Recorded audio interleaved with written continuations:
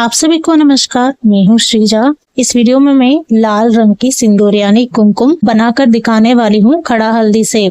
तो हमारा south India में लाल या मेरून रंग में रहने वाला रोले को कुमकुम ही कहा जाता है, इसलिए मैं कुमकुम कह रही हूँ। अब देर नहीं करेंगे तो चलिए शुरू करते हैं। इस लाल रंग की सिंदूर बनाने के लिए मैं यहाँ पर खड़ा हल्दी लिया है। ये वजन में 1 पाव है। इसकी जो वजन आप यहाँ पर देख भी सकते हैं। तो उसके बाद इस हल्दी को छोटे छोटे पीसेस करके तो उसके बाद आगे प्रोसेस करूंगी। ये जो प्रोसेस को मैं अपने पुराना वाला चैनल पे भी बनाकर एक वीडियो डाली हूँ, तो उसमें इतना अच्छा गया कि वो अच्छा जाने की वजह से मेरे चैनल मोनेटाइजेशन भी हो गया था। वीडियो जितना अच्छा गया है उतना अच्छे से कमेंट भी आया है। उसमें अच्छा भी है कुछ कमेंट्स और कुछ ऐसा सवाल भी पूछा गया है। तो मेरी भी कुछ ऐसा गलतियां हैं, तो मैंने इस वीडियो में दिखाना चाहिए था पर मैंने नहीं दिखा पाया क्योंकि मैं इतना ज्यादा नहीं सोची थी इतना सारा सवाल सुनने को मिलेगा। इसलिए मैं कोशिश किया है कि इस वीडियो को अच्छे से दिखाने का। तो आप भी स्किप मत कीजिए, पूरा वीडियो देख लीजिए। तो चलिए आगे चलते हैं। हल्दी तो मैं यहाँ पर कूट लिया है। तो आप यहाँ पर देख सकते हैं हल्दी कूटने के बाद यहाँ पर मैं एक चीज दिखा रही हूँ। इसका नाम है सुहागा। इसको लिया है 40 ग्राम। ये देखने में कुछ इस तरीके से रहता है। ये किसी किसी किराना दुकान में या तो आपको ऑनलाइन से भी आसानी से मिल जाता है। मैंने भी इसे किराना दुकान से ही खरीदी हूँ। अब इसको अच्छे से पीसना है। इसमें मैं डालकर पीस रही हूँ। आप चाहो तो मिक्सर जार में डालकर भी पीस सकते हैं। तो इसमें डालकर अच्छे से पाउडर बना लेना है। कहीं से भी इसकी जो बूटी नहीं रहना है। तो उसको इस तरीके से पीसने के बाद इसे मैं एक बाउल में निकाल दूंगी। इसको अच्छे से पीस कर निकालने के बाद तो अभी मैं इसमें डालने वाली हूँ फिटकरी। ये भी आपको आसानी से किराना शॉप से मिल जाएगा। इसे मैं 15 ग्राम तक डाल रही हूँ। आप चाहो तो और 5 ग्राम ऐड कर सकते हैं। इसको भी अच्छे से कूटना है, कहीं से इसका पीसेस नहीं रहना चाहिए। अच्छे से पीसने के बाद इसी को भी सुहागा का साथ साथ निकाल दे रही हूँ इसी बाउल में ही। तो इसमें निकालने के बाद अब इसमें मैं डालने वाली हूँ नींबू का रस। मैं पहले ही नींबू से निचोड़ के रख लिया है इस पानी को। अब यहाँ पर मैं मेजरमेंट का साथ आपको दिखाऊंगी। तो अपने घर में आजकल के इस तरीके से जो कप्स रहता है उनमें से ये जो कप है 125 ml का है। अगर जरूरत पड़ता है तो उससे थोड़ा ज्यादा भी डाल सकते हैं, मतलब 150 ml तक आप इसमें डाल सकते हैं। इस नींबू का रस को मैं इस कप में छान लिया है। अब इस रस को फिटकरी और सुहागा पाउडर में डालकर अच्छे से मिक्स करूंगी। अगर कूटने के बाद कहीं पे छोटे छोटे पीसेस रह गया तो वो इसमें अच्छे से मिक्स करना है ताकि ये अच्छे से इसमें मिल जाए। नींबू का रस को फिटकरी और सुहागा को मिक्स करने के बाद आप इसको छू कर देख सकते हैं। आपको ये छूने से ठंडा महसूस होगा क्योंकि इसमें फिटकरी डाला गया तो वो आपको ठंडक देती है। अब इसमें जो कूट कर रखा है हल्दी डालकर अच्छे से मिलाऊंगी। अगर जरूरत पड़े ना और थोड़ा सा जो नींबू का रस डाल सकते हैं क्योंकि हल्दी जो है नींबू का रस में डूब जाना चाहिए, तो इसलिए और थोड़ा जरूरत पड़े ना तो आप डाल सकते हैं। मैंने जितना भी डाला है उससे काम हो जाएगा। तो इसलिए इसको अच्छे से मिलाने के बाद आप यहाँ पर देख सकते हैं नींबू रस में कम नहीं है, इससे ज्यादा जरूरत नहीं है।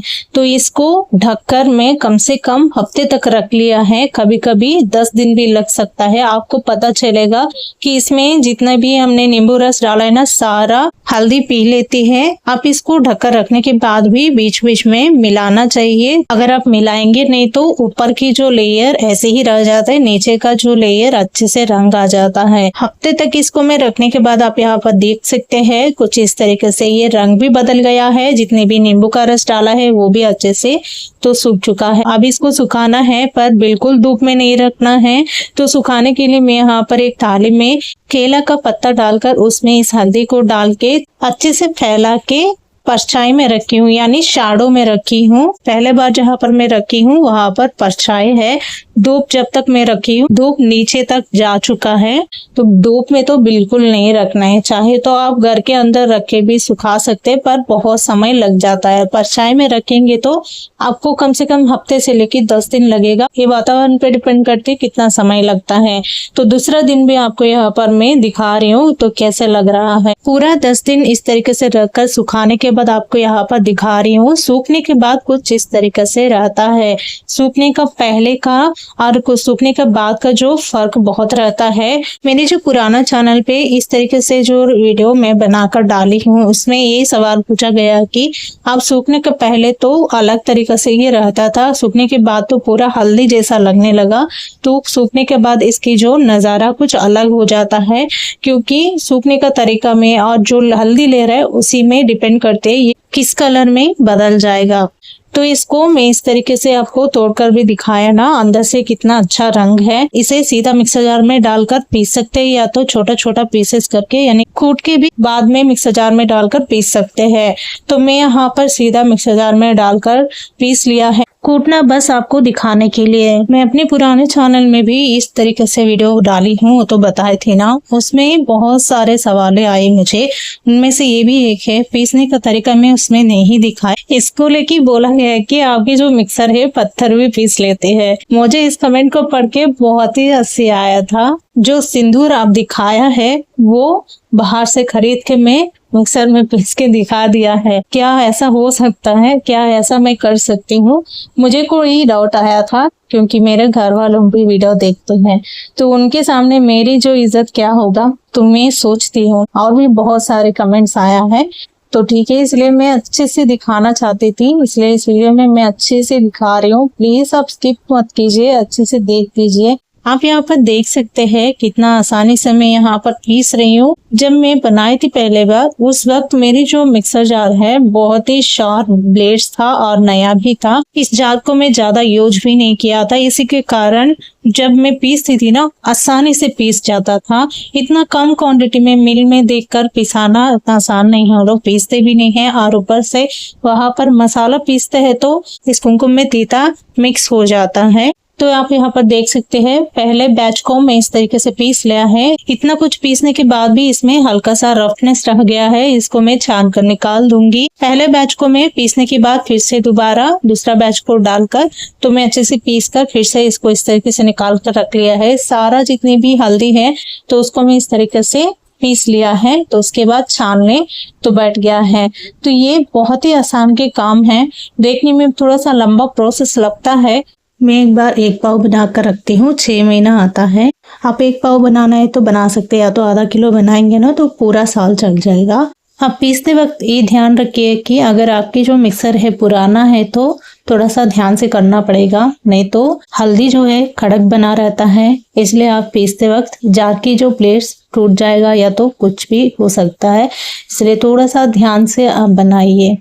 अभी तो मैं प्रीति जोड़ी का मिक्सर यूज करती हूँ। इसकी जो बीच वाला जार ना बहुत बढ़िया है। इस तरीके से पाउडर या तो मसाला पीसने के लिए काफी अच्छा है। मैं कोई प्रमोशन नहीं कर रही हूँ, मेरी जो एक्सपीरियंस में बता रही हूँ कि बहुत ही अच्छा लगता है, इसलिए मैं हिम्मत करके ये सब कर लेती हूँ घर पे। तो यहाँ पर हल्दी सारा मैं पीस लिया है, आप यहाँ पर देख सकते हैं। पीसने के बाद इसमें जितनी भी थोड़ा सा रफनेस रह गया ना उसको इस तरीके से छान के निकाल दे रही हूँ। छन्नी के अंदर जितनी भी जो कुमकुम का रफनेस पाउडर बच जाता है उसको फिर से दोबारा जार में डालकर पीस लूंगी। अगर आपको पूरा पीसने का समय नहीं है तो आप इस तरीके से सुखाने के बाद स्टोर रखकर जब चाहो तब निकाल कर थोड़ा थोड़ा पीस कर भी यूज कर सकते हैं। तो पर आप अच्छे से सुखाना जरूरी है, वो भी बिना धूप का। सारा जो हल्दी को पीसने के बाद ना तो इसको मैं इस तरीके से छान लिया है। जितनी भी छन्नी में बच गया है उसको दोबारा फिर से मैं इस जार में डालकर फिर से पीस कर इस तरीके से छान रही हूँ।